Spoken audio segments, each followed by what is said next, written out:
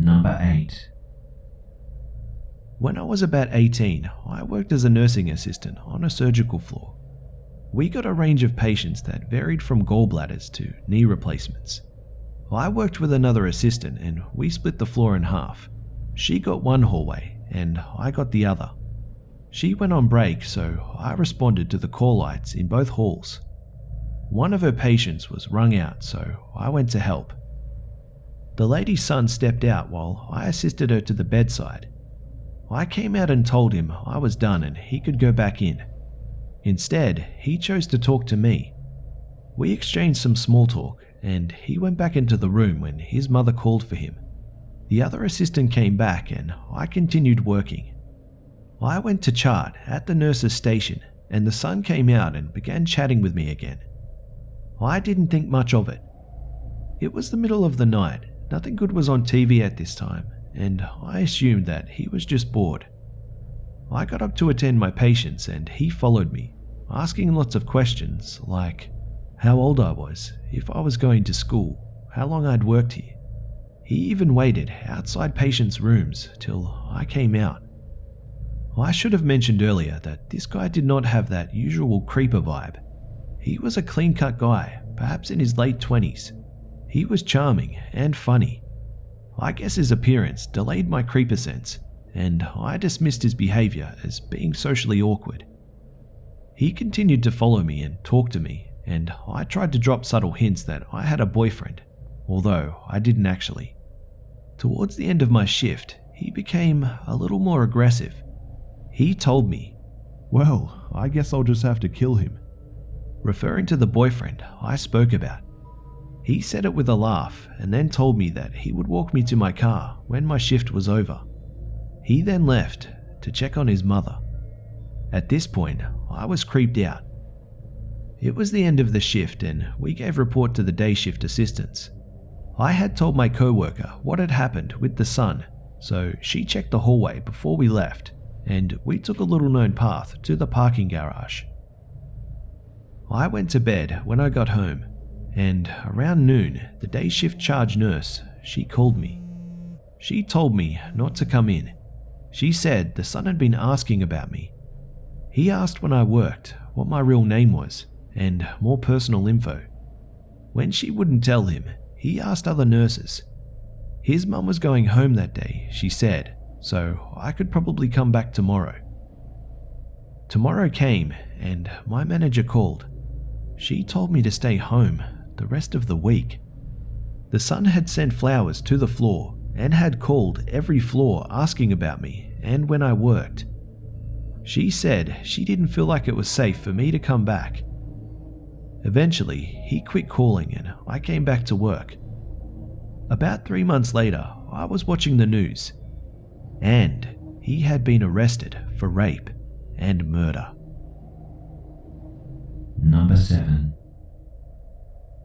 Recently, I got pulled over by a cop in my current Texan town and let off with a warning. My infraction? Not signaling a lane change. In case, I guess it's relevant. So, whatever, we talk. He's attractive, friendly enough, and I crack jokes and he does the same. I did my innocent white girl act to get out of the ticket. It works, and he asks for my information to fill out the warning citation. I go on my way, and he follows me to my destination, which is my friend's house down the street. Weird, but maybe he thought that I'd been drinking or something, so I promptly forgot about it. That is, only to have him text and ask me out the next day, using the phone number he lifted off of my warning citation. I have been in a relationship for 4 years, and obviously I'm not interested, so I ignore it. And then I just kind of get mad. I already don't really like cops, and obtaining my number like that seems shitty and is an abuse of power, so I reported him. I showed them the text, except, not unsurprisingly, his text used language implying that I gave my number to him in the first place. And, even less surprisingly, that was his story when he was asked about it. So yeah, nothing ever came from it. Probably not this cowboy's first rodeo, and he seemingly covered his ass, which upset me more. Which brings me to the present. I see him parked on my street about once a week. 2 days ago, I got into my car only to have it start shaking a block from my house. And when I pulled over, one of my lug nuts was missing and the others, they'd been loosened. My wheel was about to come off. This made me realize that I need to be more vigilant about changing up my routine. I saw the cop parked on my street on my way home from the late shift at work the previous night. 9 times out of 10, I go shower and let my dog out. Then I go to my friends to crack a beer and do some homework for a few hours before bed. The other night though, my friend picked me up instead. If this cop is watching me and trying to sabotage my car, he would have known I'd only make it halfway down the road before breaking down, and then he would have swooped in to help. Fortunately, I deviated away from the norm and didn't notice it or drive my car until 5 p.m. the following day. I know I sound paranoid as fuck, but I'm pretty sure I might be being stalked or fucked with by a cop I rejected and reported. And I have absolutely no evidence yet. I already ordered dash cams and another one for outside my house, but I know that no one at the PD here would believe me, even if it were true. Number 6. Being the child of a police officer, I was expected to act a certain way. I was either going to be some goody two-shoes who never got in trouble, or some little brat who got away with too much because daddy was always bailing me out. I was the former, which caused me a lot of problems. I was straight-laced for most of my life. I never smoked, only tried alcohol when I turned 21, only had 1 speeding ticket, and never even got sent to the principal's office. However, the innocence I supposedly possessed, it was a cover for a lot of secrets I held. I dated a man that was 3 years older than me, Kale. Kale was 18 when we started dating, but mentally 14 or 15, to be honest. Even to this day, I still surprise people when I tell them I'm only 21. However, me dating Kale was something that got me and him into a lot of trouble, and not for the reasons you're thinking. Kale had been living with his parents, never moved out on his own. I was 19 at the time and helping him look for other places to live. He was 22 or 23 at the time. I told him that I would keep a lookout. It just so happened that my friend Sierra needed a roommate to support her and her boyfriend, Tyler. Tyler was 10 years older than both of us, and her parents loathed him. Despite Sierra being the same age as me, she already had 1 child, and another one on the way. She was 16 when she had her first child. Tyler was the father. It wasn't until I saw them on my way home from school one day that I even thought about them. I walked to get to the bus stop to get to the college as I didn't have my license or a car yet. They seemed really happy and were very inviting. Sierra was a friend from school, so I didn't see a problem in stopping to chat. Even though Tyler had only met me that day, he was already hinting that he wanted me to move in with them and be their roommate because with the new baby coming, they wanted to be sure that they could make ends meet. Seeing this as a brilliant idea, I called up Kale and told him about it. Kale was a little wary, so I had them arranged to meet. I will preface this and say I was very naive about this and wanted what I thought was best for Kale, but things went bad, fast. After only a month, Kale was set to move in. After Kale had moved in, Tyler changed. He suddenly became very aggressive toward Kale, at one point lighting his hand on fire. Kale wasn't harmed, but he lost a lot of arm hair.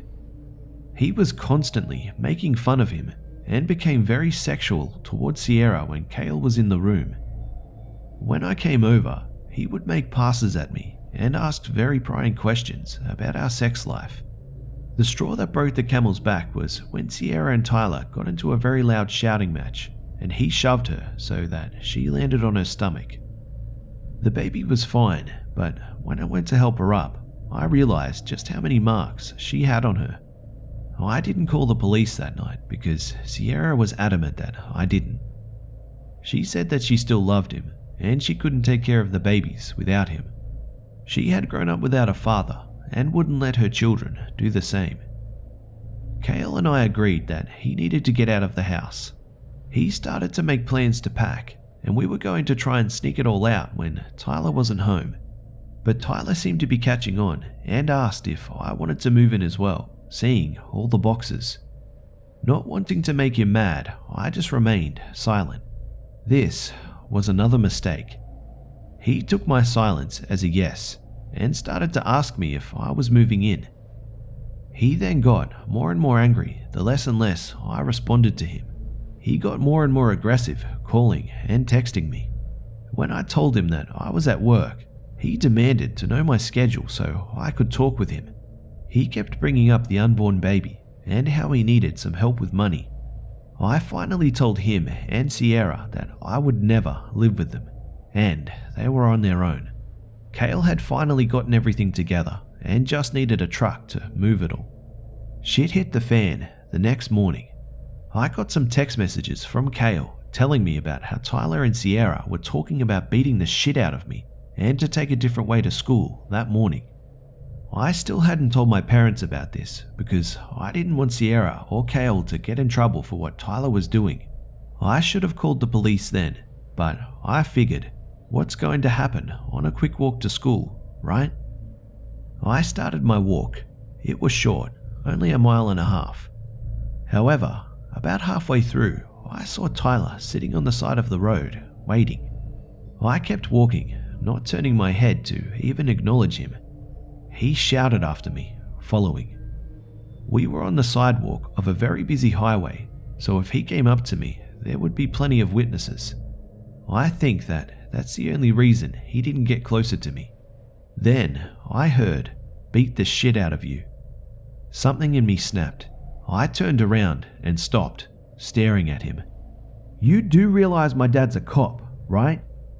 He stopped, then rolled his eyes. Well, Sierra's uncle is a cop, and he's higher ranking than your dad. I'll shoot you, and I'll shoot your dad. I know where you live, where you go to school, and how you get there, and where you work. So you try and call the cops, bitch. I'll get to you before they get to me. At that point, I turned around, white-knuckled on my bag. I ducked into the nearby fast food restaurant that Kale worked at. I called the police, my hands shaking the entire time. I stayed in the restaurant until the cop car came. Tyler was arrested a few hours later. I received a huge barrage of text messages from Sierra with her saying that she would never forgive me and how could I, etc. I didn't back down, and the charges, they went through. Tyler pled guilty and I got an order of protection against him. A piece of paper, it doesn't really do anything, but it's comforting to know that it's in writing that he can't be near me anymore. This is the first and only time I've called the police, and I hope that I never have to do it again. Number 5. This is a little story about a creep who thought that he had all the power in the world, a creep who probably had a horrific childhood, but a creep nonetheless. I first befriended this creep online back in 2011, Facebook of course. We had mutual friends I trusted, so I assumed that he was a cool guy.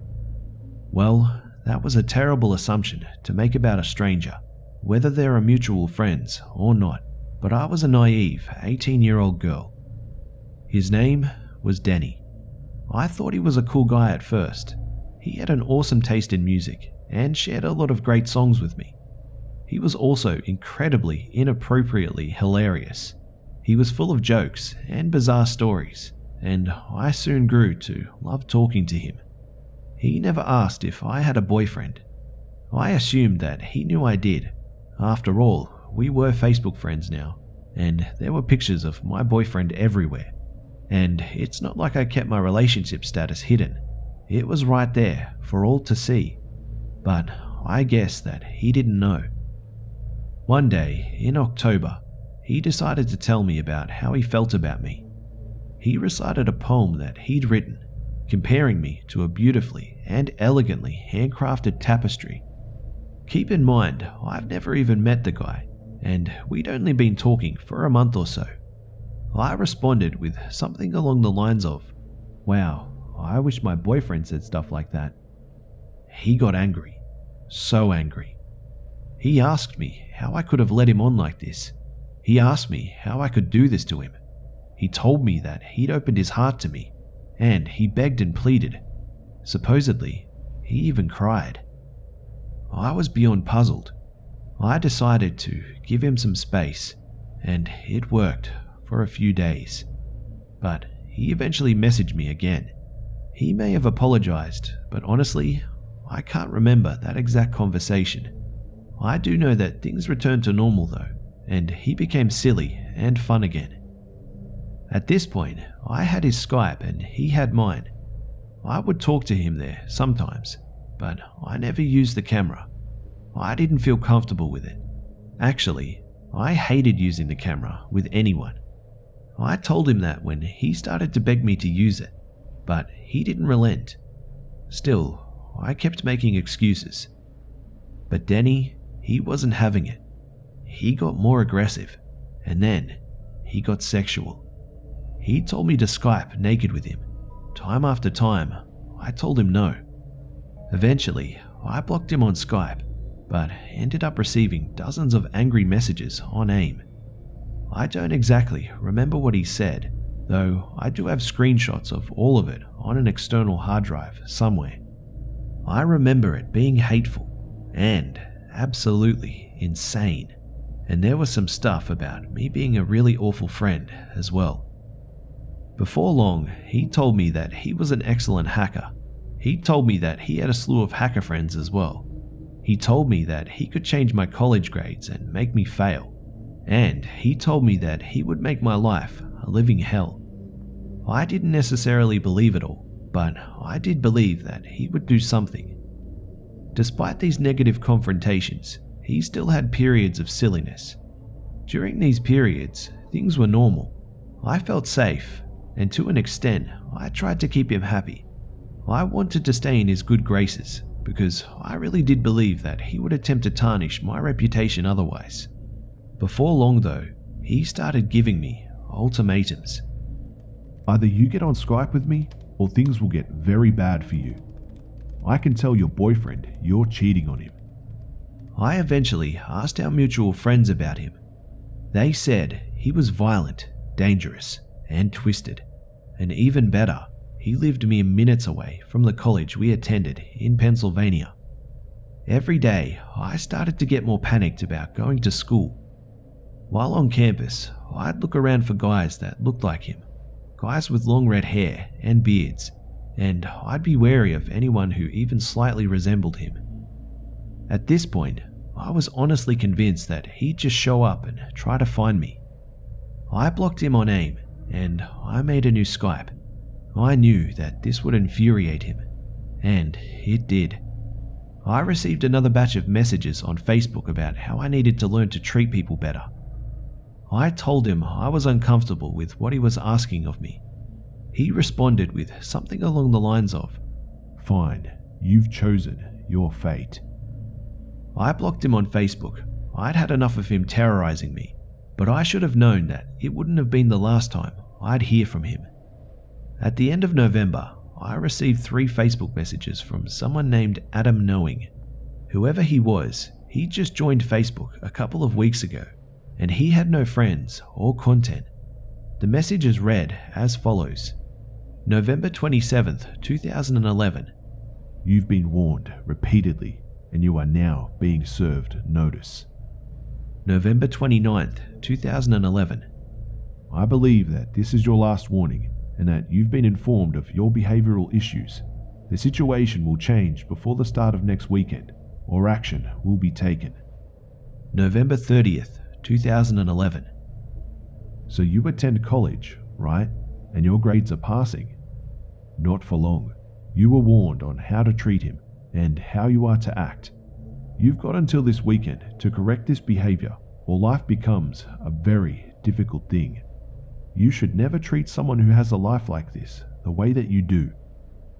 To this day, I'm not sure who Adam Knowing was. It could have been Danny, or it could have been one of his low-life hacker friends. Either way, I was terrified at the time. Against my better judgment, I unblocked Danny on Facebook. By now, my boyfriend was aware of the situation, and he suggested I contacted the police if anything got any worse. Maybe I should have, but Danny hadn't officially done anything to me. What could they do? Still, I took screenshots of all of his screen names. I saved our chat logs on AIM. I took screenshots of all of his threatening messages. I saved it all to a folder just in case I needed evidence. Danny's nonsense continued right through Christmas. Some days he'd be sweet and funny. Others, he was back to being angry and pressuring. I promised him a Skype session to calm him down, but I kept using my schoolwork as an excuse to delay it. Shortly after Christmas, I blocked him again on all accounts. I decided that I would deal with whatever repercussions that came with it. If I did end up getting hacked, at least I had the evidence, right? A couple of weeks went by, and nothing happened. Then, I received a Facebook message from another account I didn't recognize. I don't remember this one, but I do remember the message. After careful consideration, you're being let go. You may not want to do the respectful thing and thank the one you have wronged. It is thanks to his compassion that you are being forgiven so easily. I blocked the account immediately. In January of 2012, something magical happened. I woke up one morning to the news that Danny had been arrested. The charges? Possession and distribution of child pornography. A bunch of his creepy friends had been arrested with him, having been involved as well. In 2013, Danny was indicted. He's looking at up to 60 years, which will make him almost 90 when he gets out. Even if he's released early, he'll be supervised for the rest of his life. I'm not sure if I can share the link to the news story, but it's online. I guess being a creep catches up with you eventually. Number 4. One night, my mum took my siblings and I to a Chinese buffet, and we had an awesome time. We joked while we ate our food. We impersonated our mother with her hilarious accent when she spoke English and shared photos. During that night, we really believed that nothing could go wrong, but boy, were we in for it. We walked home after paying, and I helped decipher what exactly our fortune cookies meant. We unlocked the door and we walked up the stairs, giggling all the way. I had my little sister with me, and we just kept joking around until we reached the room attached to our living room, where we stopped dead cold. She shook my arm. Someone was here, I know it. She stared at one specific spot, the bunk bed. She pointed at it, well, a corner of it, where the sheet had been slightly overturned. That wasn't like that when we left. I rolled my eyes at her. Mummy probably accidentally messed up the covers. You weren't the last person in this room right before we left. She kept shaking my arm, sure of herself that something was wrong. She kept looking around the room for any other signs and found the broomstick. She pointed at it too. Okay, I didn't leave that there. And that's when I got confused. Yeah, anybody could have moved it, but earlier in the day we had cleaned up the entire house. Once we were done, we put our cleaning supplies away in our closet by the kitchen. This room was a hallway and 2 rooms away from that closet. I dragged my little sister with a bit of skepticism, telling her that she was probably a bit paranoid, and guided her to our bedroom, which we shared. I opened the door, walking in first. I stopped dead cold in my doorway, blocking my little sister from seeing anything inside. I pushed her back and I told her to call our mum. When she left, I walked inside. Our window had been smashed open and there was a brick on our cabinet. Shattered glass lay on the floor and some trailed away from the window like trapped glass fell off the intruder's shoes. My mum came rushing in and she took in everything with a gasp. She ushered my sister and I out and she told my 2 other siblings to search the house for anything missing. A few minutes later and the police are at our house. My mum's spare purse full of documents are missing, as well as a knife, some of our IDs from the YMCA and some of my mother's undergarments. The suspect? My mother's boyfriend, whom she had an argument and broke up with. The police soon put out a search for him, first at his home, but he's not there, so they start looking around the area. Afterwards, my mother calls up one of her friends to come and keep us company because we were all fairly shaken up. V, as we all call her, brought her kids along and we all started to watch movies while they chatted quietly about what had happened. After a few hours, V got up to use the bathroom when she heard a noise by my oldest sister's room. Mind you, our entire house was dark because we turned out all the lights by police orders, so she was practically blind the entire time. She walked into my sister's room but couldn't find anything out of the ordinary until she heard the noise again.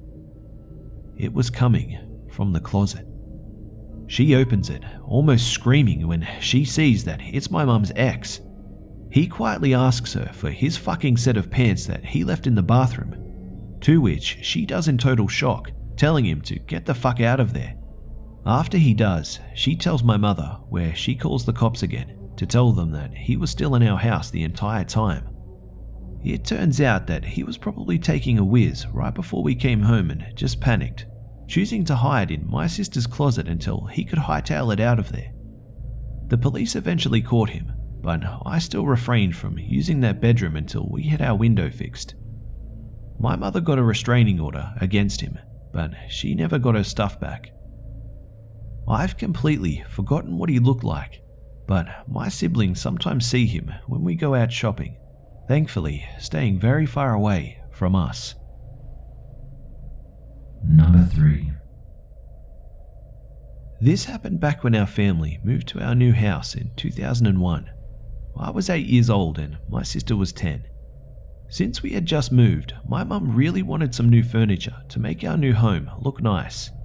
We weren't well off in the first place, but it was our first real home. We drove to a little value furniture shop that had a bunch of things to choose from. Of course, my sister and I, being typical siblings, we were joking around with each other. She called me an ugly freak and I told her that her face was fat, just normal things.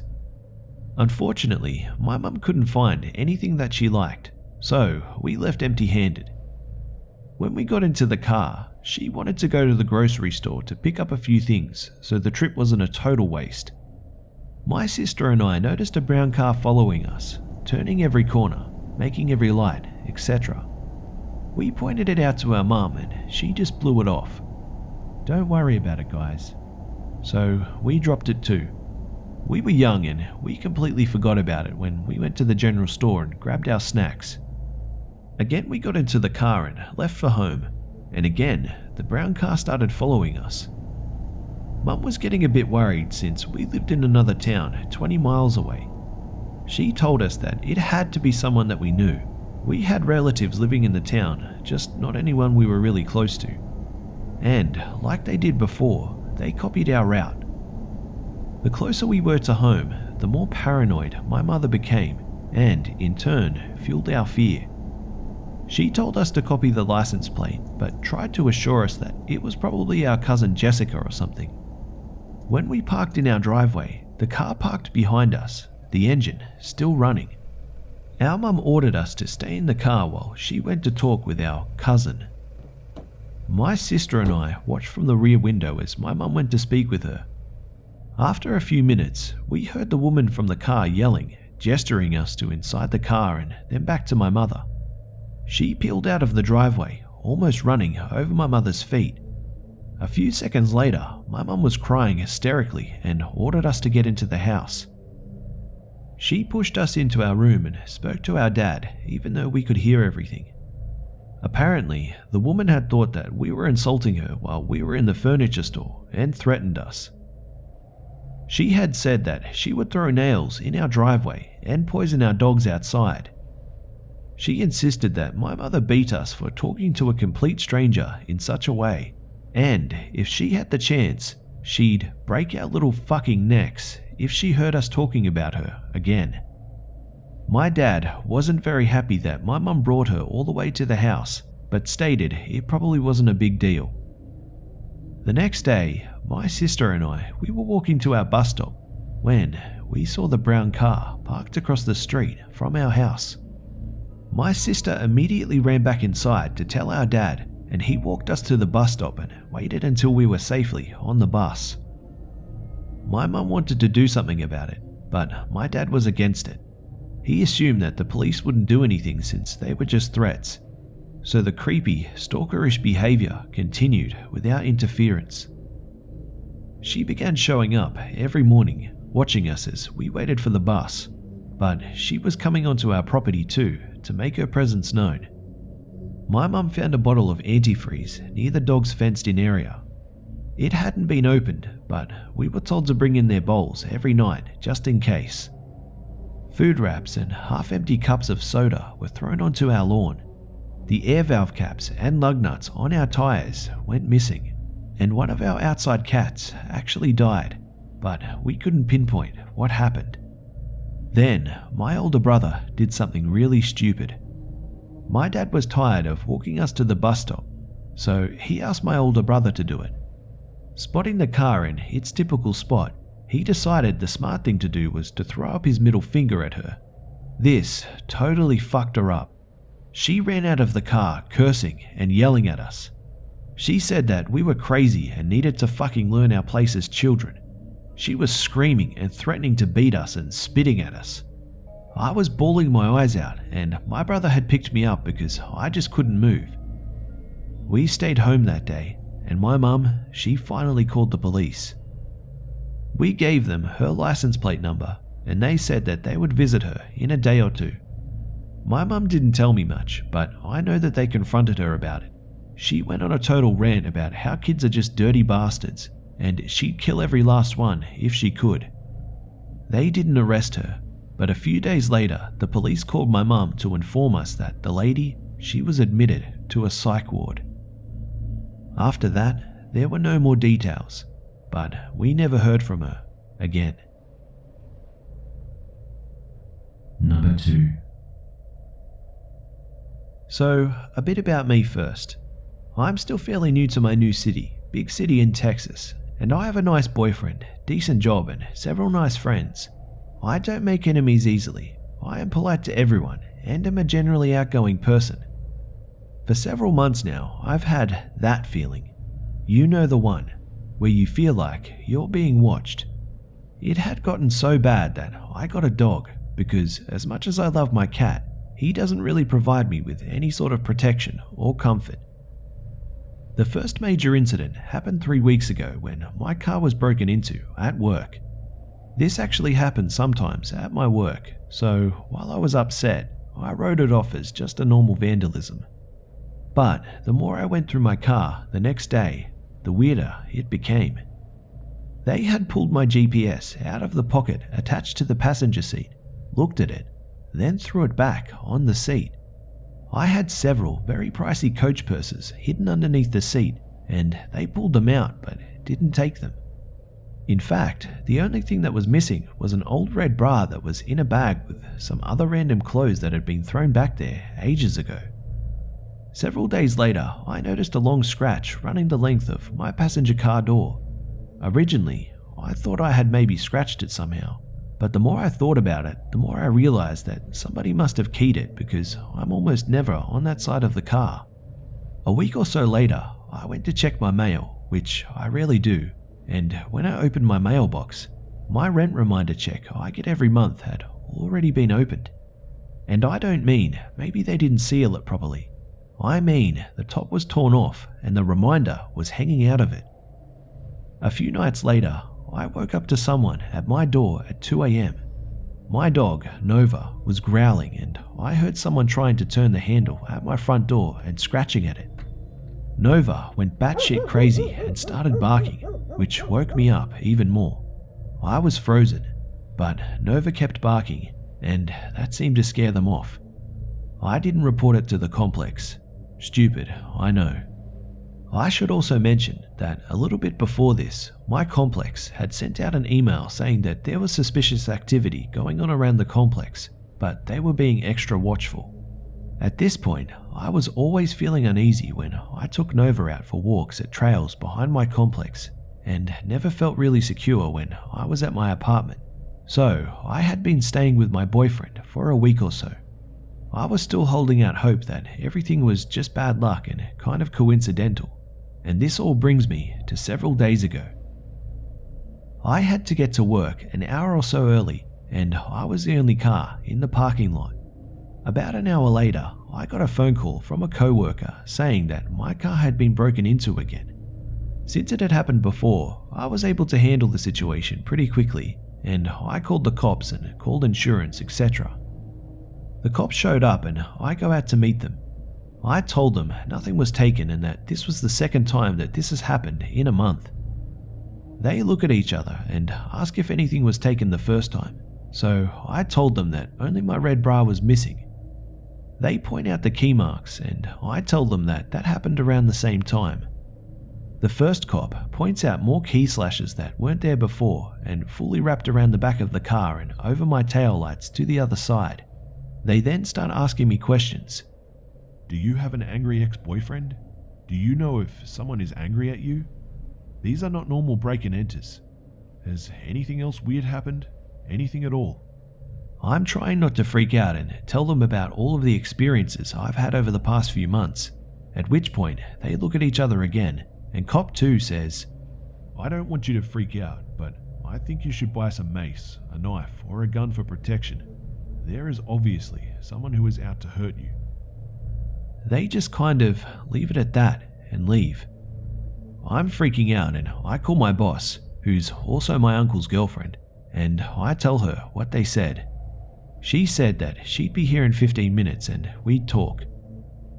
I filled her in on everything, and she tells me that these are all signs that I have a stalker, a legitimate stalker who is out to get me. She used to be a news anchor and has had stalkers before and tells me that these are warning signs that he or she is escalating. So, to wrap up, I'm staying with my boyfriend. My boss or auntie has me scheduled to only work when other people are there. I am walked to and from my car by a male co-worker every morning and night, and I can't leave during the day and am to call the cops if anything makes me uncomfortable. My parents are freaking out and really worried and want me to move back to Boston. Update. When I went out to walk my dog this morning, I noticed new key marks on my door. They were definitely not there yesterday. Update. I stayed in my apartment for the first time in a week yesterday.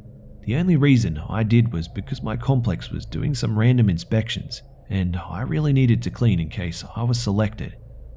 When I left this morning, I had all my lights turned off, but when I came by during my work break, my bedroom and bathroom lights, they were on.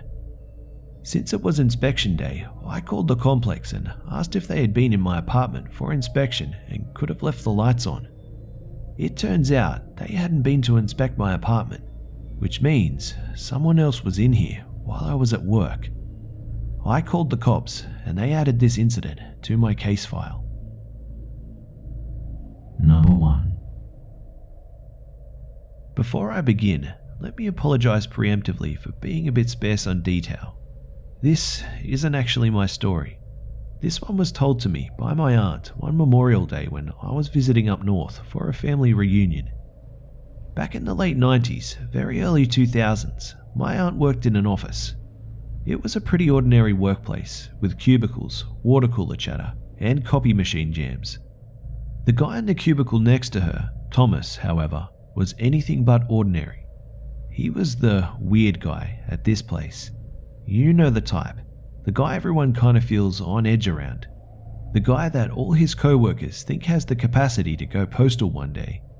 The guy no one really wants to spend too much time with alone. Being his cubicle mate, my aunt had to put up with a lot of his oddities. Sometimes, he'd peek over the divider at her and just stare. Oftentimes, he'd make strange comments about female co-workers' appearances. One thing that really struck her as odd was often she'd hear him whimpering, as if he was quietly weeping on the other side. Nothing super threatening, but enough to make her feel a tad ill at ease around him.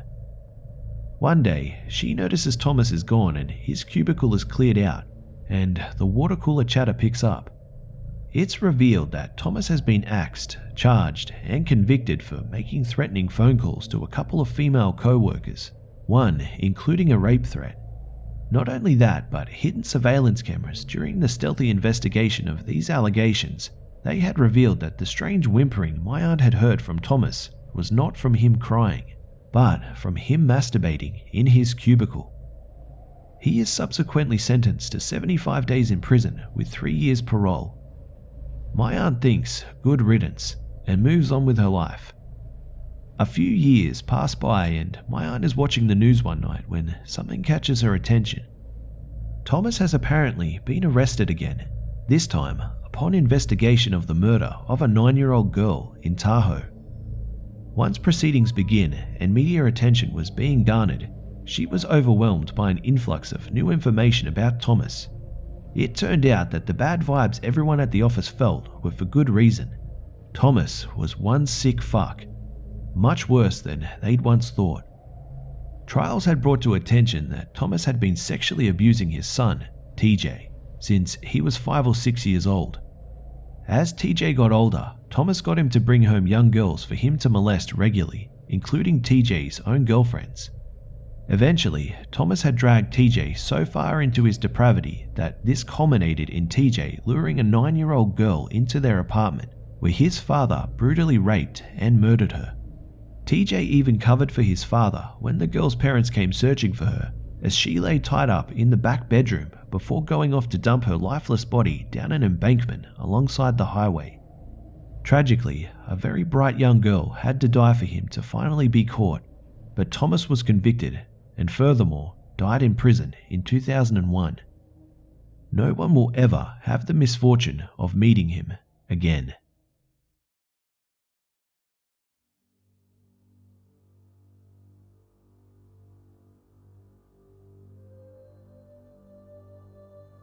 G'day mates, it's be.busta here. Well, I hope you enjoyed the video guys. Thanks again to the Hive members that bravely shared their stories for us all here, and I hope you're all doing really well. For the chance to have your story feature in a video, you can send your story to my email, which is in the description below. And as always, keep them coming guys, as this channel relies upon your stories to continue. Also, please do me a favor and just state in your email what your story is about in the description, and also provide me with a short written statement of consent just so that I can be above board with everything. And also remember to tell me in the email if you would like to remain anonymous, and please change any names if you don't want particular names to be shared. As always guys, it would be awesome if you could like, share, comment and subscribe if you're new. Don't forget to follow me on Facebook, Twitter and Instagram for updates throughout the week. You can also catch me on my second channel, all of which have links in the description below. Thanks again for always tuning in guys, for all the love and support, and I'll see you mates in the next one.